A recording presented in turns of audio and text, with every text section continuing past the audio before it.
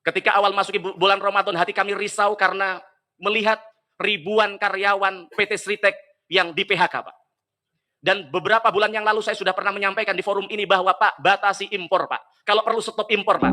Beliau merasakan ada kerisauan di tengah-tengah kami, Pak, di tengah-tengah masyarakat. Mereka menanyakan di mana kehadiran Kementerian Perdagangan untuk melindungi konsumen. Ingat, amanah Undang-Undang Nomor 8 Tahun 1999, Bapak punya kewajiban untuk melindungi konsumen kita dari hal-hal yang tidak seharusnya, begitu, Pak.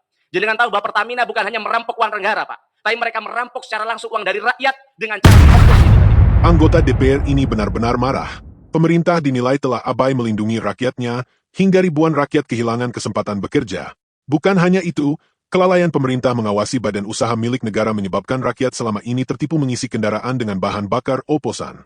Maka tidak salah kalau kemudian anggota DPR ini menyentil pemerintah untuk tidak menjadi macan ompong. Simak selengkapnya videonya. Jangan lupa dukung kami dengan menekan tombol like dan subscribe di bawah video, agar channel ini dapat berkembang. Terima kasih.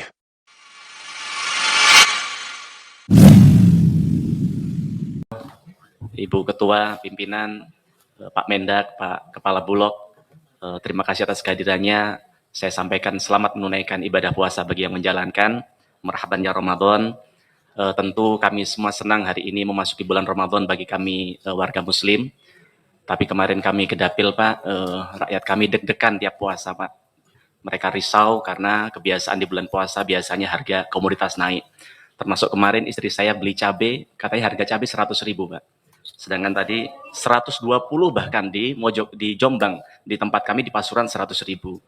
Nah, di Jombang 120.000. Tapi kalau di paparan Bapak tadi, cabai harganya 51.000 begitu, Pak. Tapi tentu kami apresiasi atas paparan dari Pak Menteri Perdagangan tadi. Sungguh kerisauan kami mulai terjawabkan dengan adanya stabilitas harga yang Bapak paparkan tadi, Pak.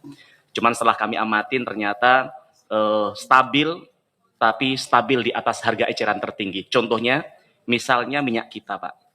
Tadi dipaparkan di Bapak, minyak kita rata-rata 17.200. Padahal HET yang Bapak tetapkan 9 bulan yang lalu itu 15.700.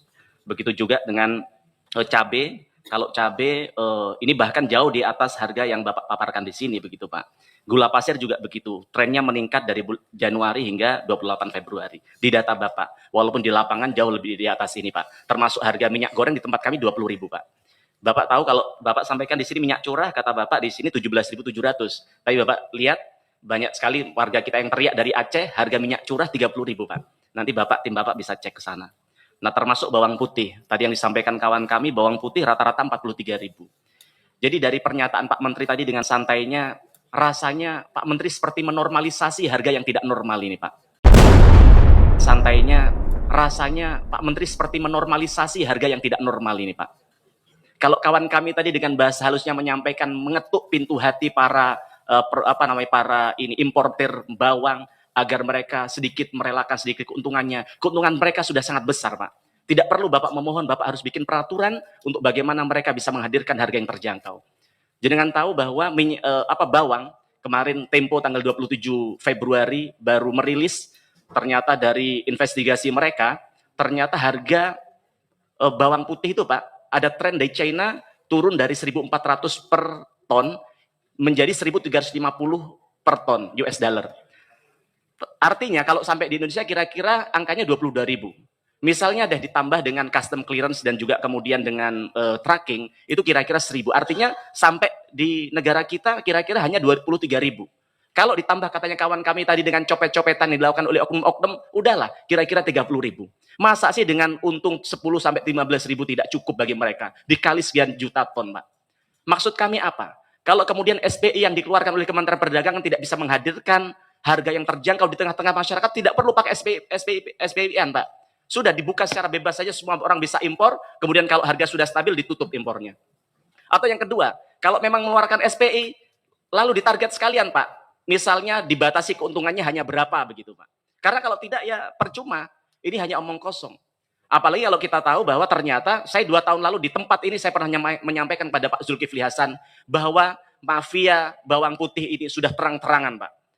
Kalau jenengan tahu zaman dulu, kalau orang nonton bola, ibarat nonton bola, Pak, semua orang bisa beli tiket. Hari ini penontonnya, orang-orang yang mau beli tiket ini, Pak, itu dipilih sama si mafia-mafia ini, Pak. Nah, kami ingin tanya, kemudian yang kemarin ditemukan di investigasi itu bahwa ternyata si yang mendapatkan SPI ini adalah perusahaan-perusahaan baru. Kami ingin tanya kepada Menteri Perdagangan, apa indikator dan syarat orang untuk bisa mendapatkan SPI itu, Pak? Kenapa yang sudah berpengalaman selama ini, yang banyak orang itu yang sudah berkecimpung di dunia ini malah tidak pernah mendapatkan SPI sama sekali di tahun-tahun ini begitu, Pak? Nah, kemudian kembali lagi ke HET tadi, Pak. Melihat HET yang diterapkan pemerintah ternyata tidak digubris oleh para pengusaha kita. Artinya ya Kementerian Perdagangan ini hanya macan kertas saja, Pak. Tidak ada marwahnya di mata produsen, di mata para pengusaha kita begitu. Atau jangan-jangan ya mohon maaf mungkin berkoalisi dengan mereka dalam rangka ini begitu, Pak. Nah, maka harapan kami HET ini harus ditegakkan, Pak. Jangan menormalisasi harga yang mahal. Dirjen Bapak salah satu anak buah Bapak menyampaikan di media, perih hati kami, Pak. Mereka bilang bahwa wajar bulan puasa memang biasanya naik. Justru kehadiran Menteri Perdagangan di tempat ini untuk menghadirkan harga yang terjangkau di tengah-tengah masyarakat, Pak. Jangan menormalisasi harga yang tidak tidak stabil atau tidak terjangkau di tengah-tengah masyarakat begitu, Pak. Kemudian selanjutnya di halaman nomor 3. Bapak sampaikan di situ bahwa harga minyak kita di pasar tradisional tidak boleh melebihi HET. Nah, harapan kami ini tidak hanya sekedar umbar janji, Pak. Nah, sekarang faktanya di lapangan seperti disampaikan tadi, minyak goreng di tempat kami 20.000. Lalu ketika Bapak melihat bahwa fakta minyak goreng, saya tidak usah deh pakai data di tempat kami. Di data sampean tadi loh, 17.200 kan sudah jelas tuh, di atas harga HET. Lalu apa gunanya pernyataan Bapak di tempat ini? Di slide nomor 3 ini, Pak. Apa hanya sekedar susunan kata? Nah, ketika ini sudah tidak terwujud, tidak terbukti, tidak bisa Bapak lakukan, lalu langkah apa yang akan Bapak lakukan? Operasi pasar. Nah, sedangkan setelah jenengan lakukan operasi pasar, apakah kemudian harga turun? Kan tidak juga. Nah, ketika harga tidak juga turun, apa yang Bapak akan lakukan? Maka harapan kami Bapak tidak boleh menyalahkan para pengecer yang ada di bawah, Pak. Karena ketika kami tanya kemarin di pasar, namanya di pasar Pasarpan, di tempat kami di Pasuruan, kenapa Bapak jual harga 20.000? Katanya saya sudah dapat dari distributor harganya 18.000, Pak. Maka harapan kami ke depan, kami menginisiasi, mengusulkan untuk adanya harga distributor, Pak. Kalau bisa harga ditetapkan berapa, karena kalau sudah di atas harga distributor ternyata dia kemudian menyalahi HET-nya, dicabut aja izinnya, Pak. Kemudian, atau kalau perlu dibawa ke penegak hukum. Nah, kemudian selanjutnya Pak Menteri, itu catatan soal kami soal sembako. Kemudian hari-hari ini yang sedang kita lihat di banyak media, ketika awal masuki bulan Ramadan, hati kami risau karena melihat ribuan karyawan PT Sritek yang di PHK, Pak. Dan beberapa bulan yang lalu saya sudah pernah menyampaikan di forum ini bahwa Pak, batasi impor, Pak. Kalau perlu stop impor, Pak. Panjenengan tahu di media sosial hari ini banyak sekali justiper dari luar negeri yang ongkang-ongkang kaki bisa bawa barang, bisa bawa kain, bisa bawa semua produk ke dalam negeri kita dengan bebas begitu saja, Pak. Bapak tahu bahwa di era kementerian memang belum jenengan menterinya saat itu Pak Teten, Menteri UMKM pernah menyampaikan di forum ini bahwa ternyata salah satu e-commerce terbesar, mereka punya gudang yang sangat besar di namanya Tanjung Priok, Pak.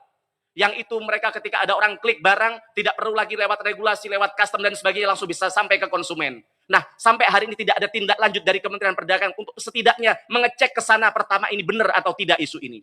Yang kedua, langkah apa yang sudah dilakukan oleh Kementerian Perdagangan, Pak? Karena ini akan jadi bom waktu bagi kita kalau Kementerian Perdagangan hanya jadi macan ompong, tidak melakukan tindakan-tindakan strategis untuk menghambat importasi yang ada di negara kita, yang akan jadi bom waktu bagi kita, Pak. Bukan hanya di sektor tekstil nanti, Pak. Jenengan tahu bahwa di elektronik sekarang juga kemarin Sanken, Yamaha juga akan tutup pabriknya, dan banyak sekali industri yang lain. Kemudian, selanjutnya yang nomor 3, yang hari ini sedang juga menjadi keresahan masyarakat karena adanya kelengahan Kementerian Perdagangan dalam rangka memitigasi, dalam rangka melindungi para konsumen-konsumen kita. Panjenengan tahu akhirnya celah itu dimanfaatkan oleh para influencer kita untuk melakukan review produk skincare dan juga makanan. Dan yang hari ini ada salah satu pengusaha skincare yang mereka merasa diperas, ditipu karena direview produknya dengan cara-cara yang tidak baik begitu. Kemudian yang kedua, kalau panjenengan tahu bahwa hari ini baru 2 hari yang lalu ada namanya Code Blue. Dia melakukan review terhadap makanan yang kemudian setelah itu si pemilik makanan datang dan ternyata diperas 350 juta kalau tidak salah. Bapak bisa cek itu. Artinya apa? Artinya kenapa sampai ada ruang-ruang seperti ini? Ketika ada ruang seperti ini, artinya ada kelengahan pemerintah. Ada ketidakhadiran pemerintah untuk bagaimana melindungi para pengusaha kita, melindungi para konsumen kita, sehingga kemudian ada celah-celah itu tadi, Pak. Kemudian, yang keempat, Pak Menteri. Seperti yang hari ini juga sedang menjadi keresahan masyarakat, yaitu soal mega korupsi Pertamina. Seperti kawan kami sampaikan dari fraksi PDI Perjuangan Pak Darmadi. Beliau merasakan ada kerisauan di tengah-tengah kami, Pak, di tengah-tengah masyarakat. Mereka menanyakan di mana kehadiran Kementerian Perdagangan untuk melindungi konsumen. Ingat, amanah Undang-Undang Nomor 8 tahun 1999, Bapak punya kewajiban untuk melindungi konsumen kita dari hal-hal yang tidak seharusnya begitu, Pak. Jadi dengan tahu bahwa Pertamina bukan hanya merampok uang negara, Pak, tapi mereka merampok secara langsung uang dari rakyat dengan cara mengoplos itu tadi, Pak. Maka harapan yang itu kerugiannya mencapai triliunan rupiah, bahkan billion dollar begitu, Pak.